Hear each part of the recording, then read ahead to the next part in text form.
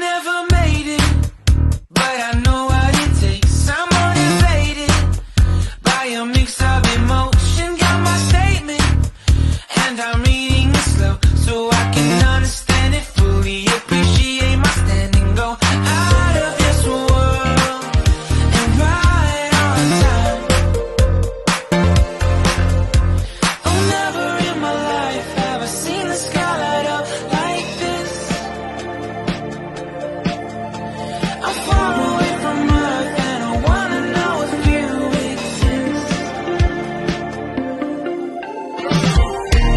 Mission control, do you read me?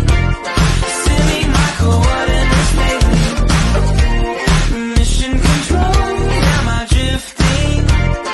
Tie me to someone who will love me, yeah. Wait, I think I'll last a bit longer, fine. Welcome everyone. Welcome everyone. Welcome everyone to another Ref Brandon and the Todd family YouTube video. Wherever you are, whatever you may be doing, thank you so much for making Ref Brandon and the Todd family a part of your day. We always greatly appreciate it. It is a Wednesday, so of course that means it's time for another weekly Top 10 Countdown. And this one, again, comes to me courtesy by request from the weekly podcast that I do with my man JJ called Wrestling and Racing. Sometimes I get requests on there, and last Monday somebody requested that I do this one, so I am. And then if I do not forget, I had an idea myself for a top 10 countdown that I want to do next Wednesday. But I got the idea Monday, so hopefully I won't forget by next Wednesday. But today's top 10 countdown, I'm almost positive I've done this one before. I could be wrong, but I'm almost positive I did. But I think last time it was only singles wrestlers. And the person that requested this did not specify what it had to be. So I decided this time I'll do it. And it's going to be singles wrestlers as well as tag teams and factions. But it's my opinion of the top 10 best all-time bad guys in the world of professional wrestling. Now, I look at bad guys a little bit different than other people do, and I'll explain this as I go along. But number 10 is a faction, and a lot of people would probably have them higher on this list. But as I said, I'll explain to you as I go why I do my top 10s on bad guys different than other people. And I'm fixing to explain this one to you. But number 10 is the NWO.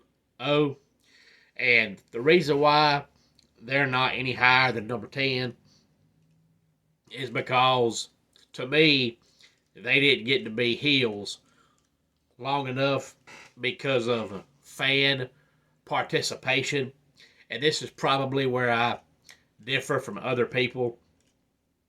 Because to me, if you're going to be a bad guy, or in this case, a faction, you've got to get booed. If you're not getting booed, and you're getting cheered, and the fans are behind you, you're not really a heel. And when the NWO started, they were. But then Scott Hall started doing those promos where he would say, "Are you here to see thee?" and point the mic toward the crowd, and the entire crowd would say, NWO. Well, when you've got 20,000 people, or 15,000 people, ever how big the buildings are weekly, saying NWO, and they're behind you, you're not really a heel. You're trying to be, you're supposed to be, but you're not. So that changes it for me, and that's why I have them at number 10 and not any higher. They could easily be higher if they would have got to portray their heel gimmicks longer. But once the fans started getting behind them, that no longer makes you bad guys. And that's why they're number 10. Number 9, we're going old school on this one. Tag team, the Midnight Express. Now, there were different versions of the Midnight Express because you had the original guys, and then one of them left the company and had to replace him. But just the Midnight Express in general, because they had Jim Cornette, and everybody hated Jim Cornette. So the Midnight Express were extremely hated back in the 80s. Number 8 is a guy that still wrestles, and he's very, very, very young. So he's going to be around for a long time. And he's only at number 8 because he's so young, and he's only been around a couple of years. But if I come back and do this same top 10 in 3 or 4 years, if he keeps going down the path he's going now, he's going to be higher on the list. But that's Dominic Mysterio. Dominic Mysterio comes out, and it's a struggle for him to be able to put one sentence together because the crowd hates him so much and so bad, which means he's doing his job. He's out to be hated, and he's doing it. But it's been a long time since I've heard or seen somebody be hated and get the boos that Dominic Mysterio draws. And it's amazing that he's hated this much at such a young age. It's not like he's been doing this for 25 years. He's pretty much still new to the sport and the world of pro wrestling. But the fans absolutely despise him. Number 7 is a guy that could be higher on the list, but unfortunately his career was cut short at, I think, the age of 39 due to a severe back injury. If you have not watched this guy wrestle, I encourage you to go back and watch him wrestle and listen to the boos he would draw. But number 7 is Ravishing Rick Rude. And number 6 is a guy that a lot of people would probably have higher on this list if they were doing their own top 10 countdown of best all-time heel wrestlers. But I've got him at number 6 because, just like the NWO, he portrayed a heel character. He had a heel gimmick. But there was a time for 2 or 3 years where he was getting cheered like crazy. So I can't call you a bad guy when you have the crowd supporting you. So that's why he's only at number 6. A lot of people think he's the best wrestler of all time. I don't. I think he's top 5, but I don't think he's the best. But number 6 is Ric Flair. And again, 10 through 6, NWO, Midnight Express, Dominic Mysterio, Ravishing Rick Rude, and the Nature Boy, Ric Flair. Number 5 is Nikolai Volkov. Now, if you have not seen this guy, this is another throwback to the 80s and early to mid 90s, but he was extremely, extremely hated. Number 4 was the Iron Sheik. And of course, there was a time, for a long time, people thought he couldn't speak English, although he could, but he never spoke it on TV. But Nikolai Volkov and Iron Sheik were both really, really hated back in the day because they hated on America. And that's back in the day when most people thought wrestling was actually real. Number 3 was a group, tag team, faction, depending on when and where. And number 3 is the Russians. And of course, you had Nikita Koloff, and then you had Ivan Koloff, and then at one time they had Barry Darsow with him, and Barry Darsow called himself Crusher Khrushchev.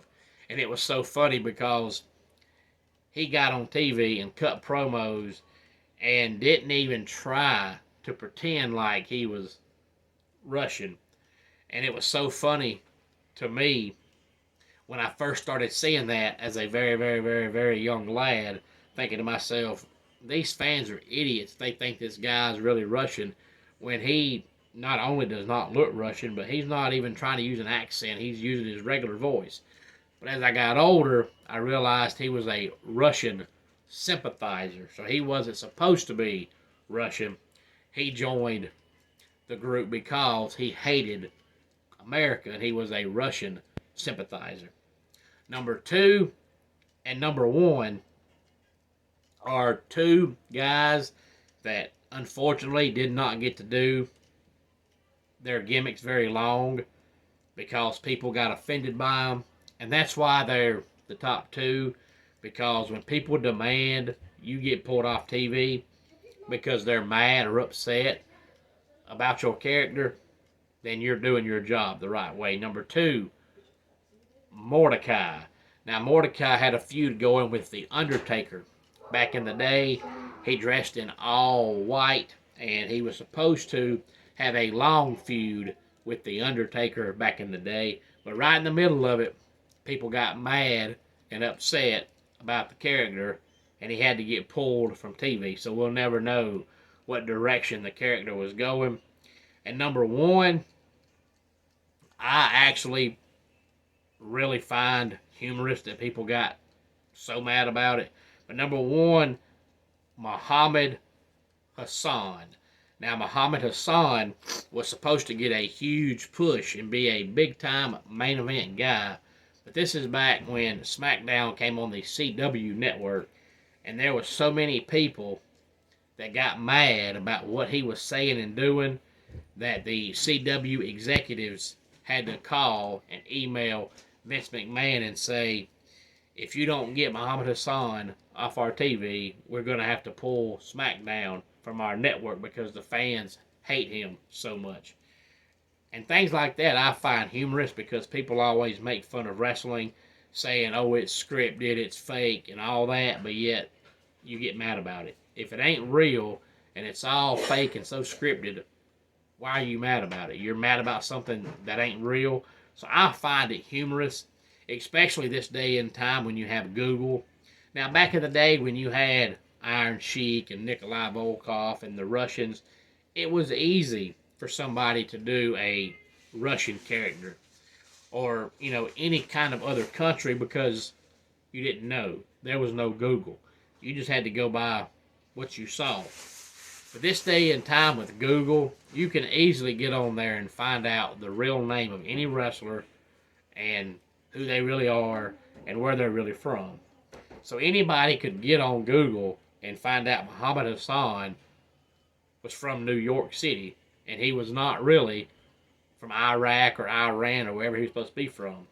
But nobody done that. They assumed that he really was from another country and he really hated America, and people made that character get pulled from TV. So when that happens, then you're doing a phenomenal job at being hated. But it's hard this day and time, and my wife and I have talked about it before, because this day and time wrestling fans have changed so much. It used to be back in the 70s, 80s, and 90s, if you were a good guy, you got cheers. If you were a bad guy, you got booed. And that's the way wrestling should be, the way it's supposed to be, the way it's set out to be. But unfortunately, this day and time, there's so many fans that boo the good guys and cheer the bad guys. And it's hard, and it gets harder for the bookers to book somebody because you book somebody as a heel and want them to be hated, and people cheer them. But then all of a sudden, they're supposed to be a heel and they're getting cheered. So you put them in a match with somebody who's a good guy, and then you've got the bad guy getting more cheers than the good guy, and it messes everything up. But back in the day when Stone Cold was around, Stone Cold was supposed to be a heel. And all you got to do is go back and watch the character. He was defying his boss. When we're all told growing up, we're supposed to respect our elders and listen to our elders. And he did nothing that Vince told him to do. He pretty much did everything he could to make Vince's life miserable and he got cheered for it. Well, that's supposed to be a bad thing. You're supposed to respect your boss. Stone Cold didn't, but yet people cheered him. So it's hard this day and time because I don't think a lot of wrestling fans know the difference in good guys and bad guys. So now you see good guys doing bad guy stuff and getting cheered for it, and bad guys doing good guy stuff and getting cheered for it. So it's hard this day and time to book wrestlers because I think fans get in their mind automatically whether they're going to cheer somebody or boo somebody. And once they make their mind up, it doesn't matter how you book them. They're going to do what they want to do. Any thoughts on this top 10 countdown, please feel free to let me know. Let's go ahead and get our dad joke of the day in here. Why did the cowboy adopt a wiener dog? He wanted to get along, little doggy. And that does it for today's Ref Brandon and the Todd Family YouTube video. Until next time, it's Ref Brandon saying, just like in pro wrestling, life can be over by the count of 3. Tell your friends and family how much you love them. Bye.